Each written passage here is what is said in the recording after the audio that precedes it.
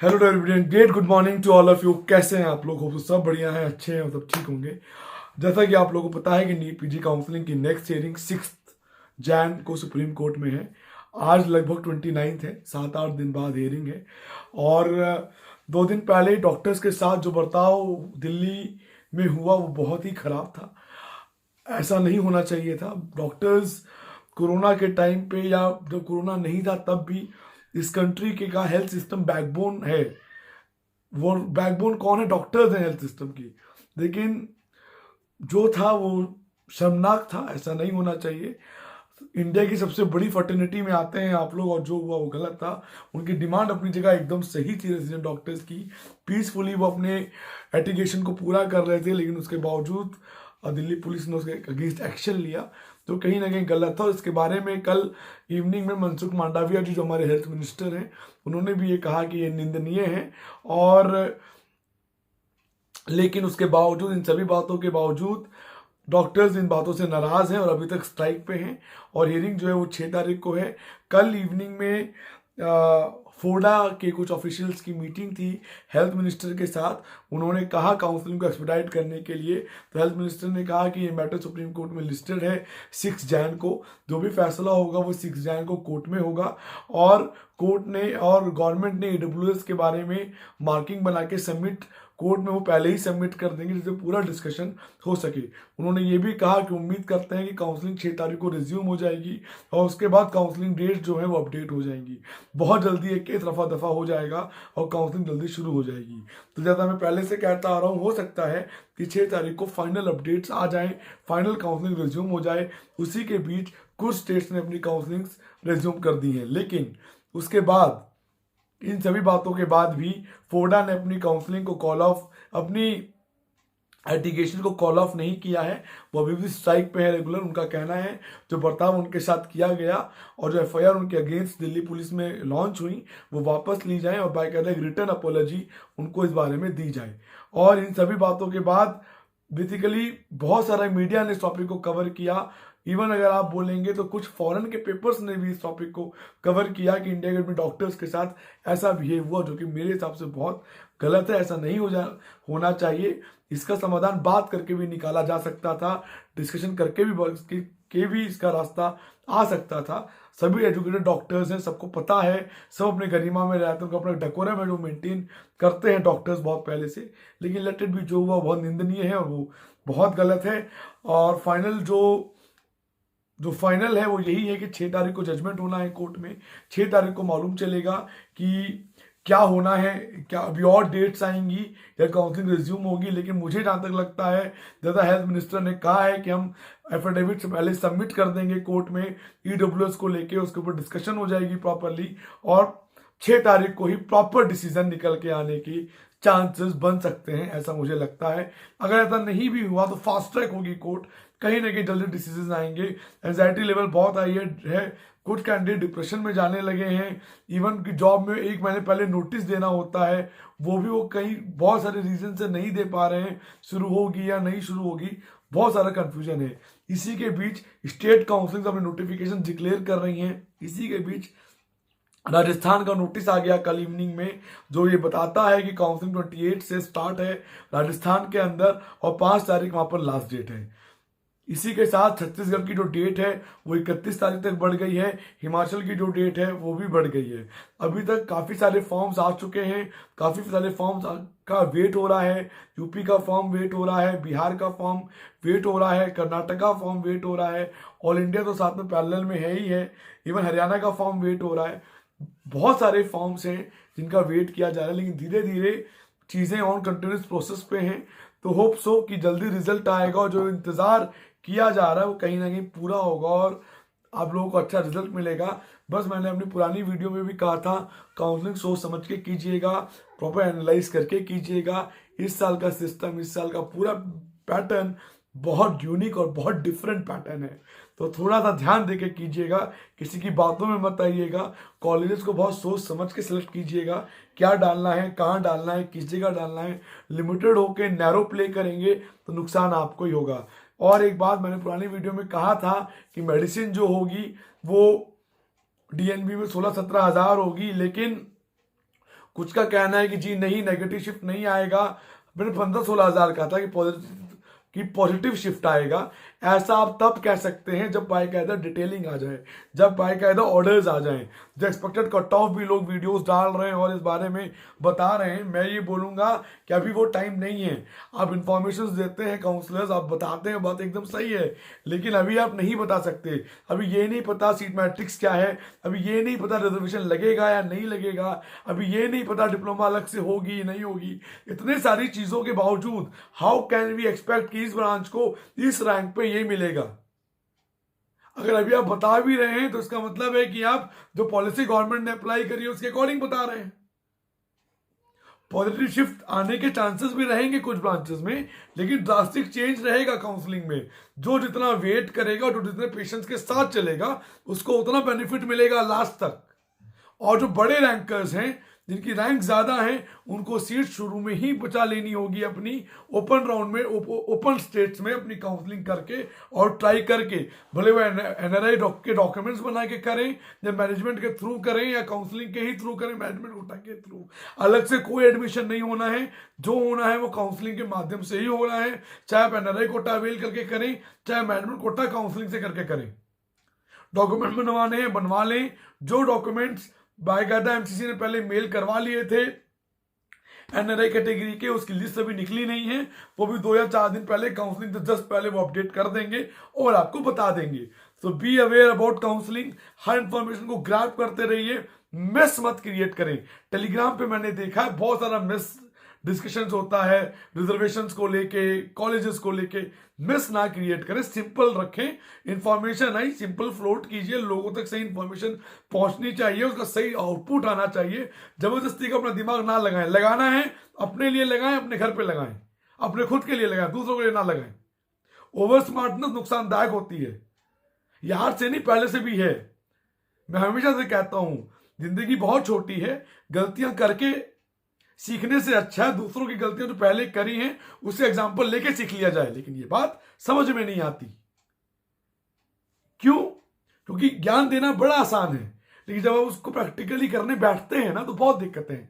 जैसे अभी किसी फ्रेंड ने कहा तुम्हें 18,000 पे मेडिसिन मिल जाएगी, अगले को होप हो गई मिल जाएगी, अगला उसी पे चल रहा है, उसके जो ऑप्शंस थे उसने वो भी खत्म कर दिए। ऐसा ना करें। सबने अपना माइंडसेट बनाया है, काफी लंबा टाइम हो गया है। कुछ बच्चे, कुछ कैंडिडेट्स पढ़ाई कर रहे हैं, कुछ एस्पिरेंट्स को सीट लेनी है किसी भी हालत में, चाहे वो डिप्लोमा हो, चाहे वो डीएनबी हो, चाहे वो गवर्नमेंट हो, चाहे वो प्राइवेट हो। उनके 5-5, 6-6 ब्रांच के ऑप्शन हैं। वो अपनी लाइफ में उनको पता है कैसे चलना है, कैसे नहीं चलना है। डाइवर्ट ना करें, कंफ्यूजन ना क्रिएट करें, मेस ना क्रिएट करें। ये मेरी रिक्वेस्ट है। मेरे कहने से कुछ होने जाने वाला नहीं है, लेकिन जिनको समझ में आ रहा है इस बात को समझिए। और अपने आप को जितना ज्यादा पजल करेंगे, आपके लिए जर्नी उतनी ज्यादा टफ होती चली जाएगी। सही गाइडेंस में रहिए, इंफॉर्मेशन से अपडेटेड रहिए, हर डाउट को क्लैरिफाई करके चलिए। कुछ लोग हैं जो वो टेलीग्राम पे भी सही गाइडेंस देते हैं, कुछ लोग यूट्यूब पे भी सही बताते हैं। और मोटो समझिए, बिजनेस मोटो है या ज्ञान मोटो है, क्या चीज कितनी मोटो है, क्या गाइडेंस आपके लिए कितनी इंपॉर्टेंट है या नहीं है। मैंने आपको उस दिन भी कहा, पुरानी वीडियो में भी कहा, काउंसलर्स की जरूरत आपको नहीं है अगर आपको पूरी नॉलेज है, पूरा वे पता है, पूरी चीजें पता है। बहुत सारे लोग ये कहते हैं कि वी आर डॉक्टर्स, हमें काउंसलर्स की क्या जरूरत है। काउंसलर्स की जरूरत हर फील्ड में है। इवन जो रियल स्टेट में है उनके भी काउंसलर्स हैं, जो गवर्नमेंट्स में बैठे हैं उनके भी काउंसलर्स हैं। सबके अपनी अपनी स्पेशलिटी है, सब अलग अलग तरीके से चीजें सीख के आते हैं, बताते हैं। और एक्सपीरियंस मैटर्स। बहुत सारे एक्सपेक्टेशंस, बहुत सारी चीजें सही भी होती हैं और कुछ गलत भी होती है, लेकिन तजुर्बा है, उसको यूज करना चाहिए और किसी को मिसगाइड नहीं करना चाहिए। किसी चीज को इतना ज्यादा ना कंफ्यूज करिए कि एंड ऑफ द डे वो कैंडिडेट या आपका फ्रेंड या कोई पेरेंट्स इतने कंफ्यूज हो जाए, उन्हें यही नहीं पता चले क्या लेना था और क्या नहीं लेना था। क्या ले लिया, हो सकता है ये फॉर्म भर देते तो बेटर था, ये फॉर्म नहीं भरे तो ये दिक्कत हो गई। बाद में जब चीज निकल जाती है ना, तो बाद में रोने से कुछ नहीं होता है। जितना आप अटेंटिव रहेंगे, जितने आप अपने करियर को लेकर सीरियस रहेंगे, उतना आपके लिए बेनिफिशियल होगा। काउंसलिंग एक अलग कंसेप्ट है, पढ़ना एग्जाम लिखना अलग कंसेप्ट है, काउंसलिंग करके सीट लेना एक अलग कंसेप्ट है। दोनों ही टफ हैं, कुछ भी इजी नहीं है, दोनों ही टफ है, दोनों अपनी अपनी जगह हैं। इस बात को समझिए, मौका एक बार मिलता है, बार बार नहीं मिलता है।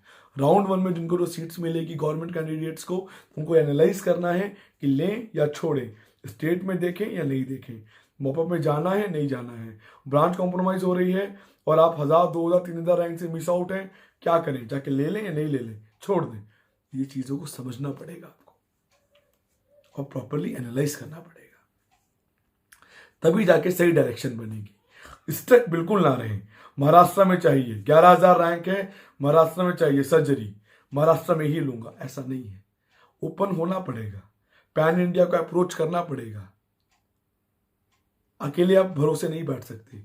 कहानी चेंज है, कहानी पुरानी जैसी होती तो कोई बात ही नहीं थी, चेंजेस बहुत सारे हैं।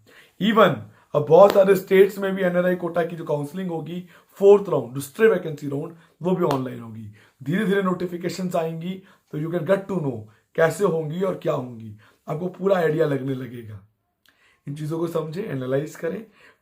लगभग ओपन राउंड्स में जो पहला राउंड होता है वो फ्री एग्जिट होता है, सेकेंड राउंड होता है वो फ्री एग्जिट नहीं होता है, ये बात है। और कुछ लोग ऐसा भी सवाल पूछते हैं, कुछ कैंडिडेट, कि सर राउंड 2 में मैंने कोई स्टेट की गवर्नमेंट सीट ले ली और बाद में मुझे अगर मॉपअप में मेरी मनचाही ब्रांच अगर ऑल इंडिया में मिलेगी तो मैं जा सकता हूँ, जब आप डॉक्यूमेंट जमा कर देंगे जब वो सीट ले लेंगे तब कैसे जाएंगे सीट लेने के लिए, फिर आप जा नहीं पाएंगे सीट लेने के लिए।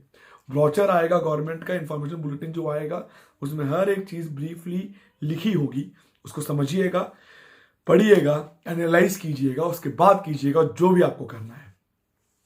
जिन लोगों को मेरी बात नहीं समझ में आ रही है, जिनको लगता है कि मेरी बात आउट ऑफ द बॉक्स है, उनसे रिक्वेस्ट है कृपया करके मुझे अनसब्सक्राइब कर सकते हैं, मेरे बातों को ना मान के अपना फायदा कर सकते हैं। जिनको लगता है बेनिफिशियल है, इस बात को जरूर माने, एनालाइज करें और समझ के चलें कि एग्जैक्टली मैं क्या समझाना चाहता हूं, क्या मेरा समझाना आपके लिए बेनिफिशियल है या नहीं है, यह आपका कॉल है जी, किसी और का कॉल नहीं है। थोड़ा इस बात को समझिए। 1 साल बहुत इंपॉर्टेंट होता है, काउंसलिंग करनी है, मनचाही ब्रांच लेनी है, उसके साथ मनचाहा बड़ा कॉलेज लेना है, चाहे वो गवर्नमेंट हो चाहे वो डीएनबी हो। पासिंग रेट जरूर देखना है डीएनबी का, साथ में एकेडमिक्स के, एकेडमिक पासिंग रेट और हैंड्स ऑन तीनों चीजें देख के चलनी है, किसी एक चीज पे नोट पोट नहीं हो जाना है। और जबरदस्ती के जो मैस है उनसे बचना है, कंफ्यूजन को अवॉइड करना है, डायरेक्ट विजन रखना है, कहाँ जाना है, क्या लेना है, कौन कौन से स्टेट्स के फॉर्म भरने हैं, नहीं भरने हैं, ये सारे डाउट्स क्लैरिफाई करने हैं, क्लैरिफिकेशन करके फॉर्म भर के रखने हैं एज ए बैकअप, जिससे बाद में ये ना हो कि मैंने वो फॉर्म भरा ही नहीं था, मुझे पता ही नहीं था, मुझे लगा मुझे तो यहाँ मिल जाएगी, ऐसा नहीं है। बैकअप हमेशा होना चाहिए, भले ही आप कंफर्म कितने भी हो, कितने भी आप डैम श्योर हो कि मिलेगा ही, फिर भी बैकअप होना बहुत जरूरी है, नहीं तो पता नहीं चलता। काउंसलिंग ना मेरे कहने से चलेगी ना आपके कहने से चलेगी, काउंसलिंग रन होगी अपने अकॉर्डिंग रन होगी, अपने हिसाब से चलेगी। इन चीज़ों को देखिए, समझिए, उसके अकॉर्डिंग करना जो करिए। मेरे नंबर स्क्रीन पे दिए हुए हैं, पेड गाइडेंस लेनी हो तो मैसेज करके अपनी पूरी डिटेल्स मुझे भेजिए व्हाट्सएप पे कि क्या प्रोफाइल है आपका, देन वी कैन एनालाइज कि आपको पेड गाइडेंस आपकी ज़रूरत है या नहीं है, या हम आपको दे रहे हैं या नहीं दे रहे हैं, फिर हम एनालाइज करके आपको बताएंगे। 9675200801, 9690796426।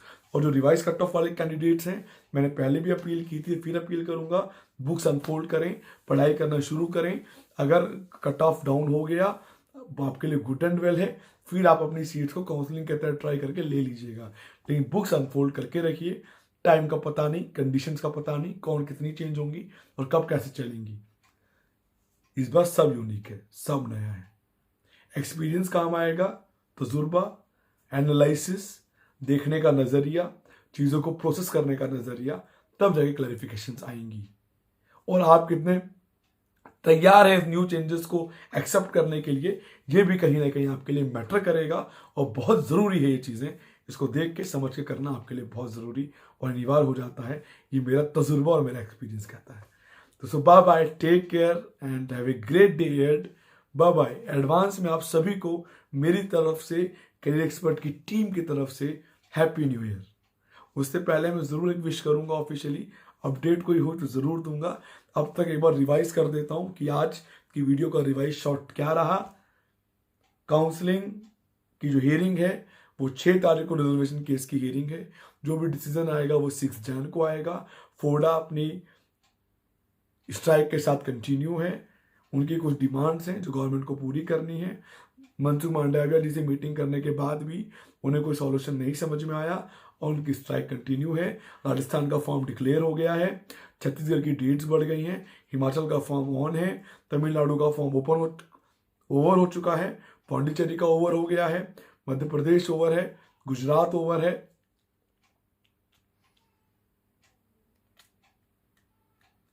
फिलहाल ये अपडेट्स हैं और इसके साथ कोई न्यू अपडेट होगी तो मैं जरूर अपडेट करूंगा। तो सुबह bye, take care and have a good day.